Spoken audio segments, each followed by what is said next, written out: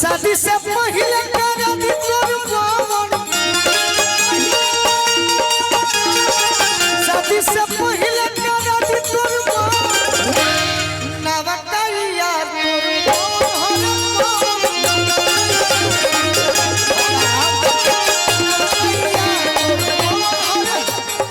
हरी line बताओ रे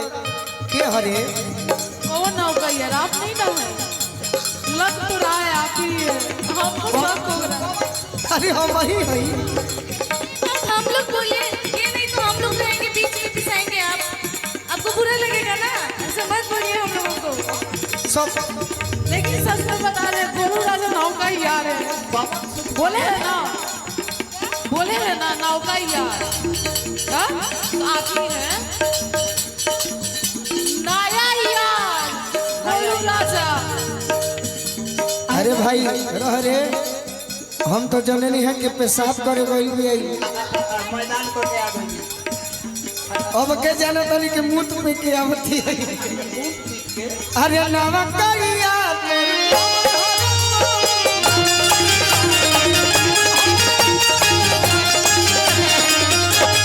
ये एक सारी कलाकार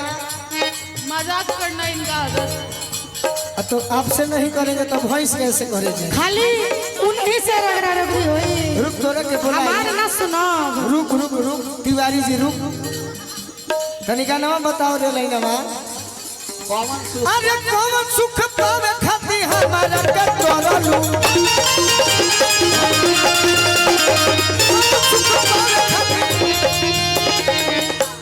ये कलाकार है नहीं जब मैं पहली बार इस लड़की से मिला था तो बहुत भोजपुरी कम जानती थी। बाद में इतना इनको आनंद आया भोजपुरी में कि गोलू राजा को भी इस छोटे कलाकार को बहुत सम्मान दिया। कौन सुख पावे खाती हमारा के तोरलू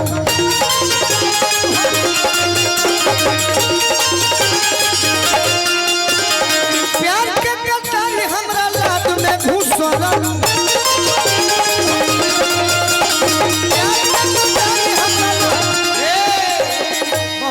गार्जियन हुई है राजन भैया जवन चाहता रु तवन जेकरा के पेट कहल जाला भोजपुरी में लाद कहल जाला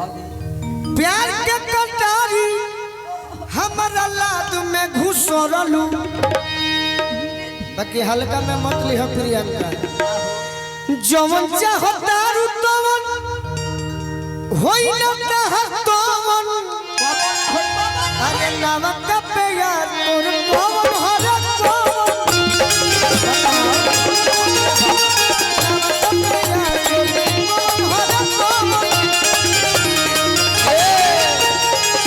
बाकी एगो बात जानो ये बड़ी सौभाग्य है बात आज जनता इलाका रास्ता पयावन तो जाम को दब चाका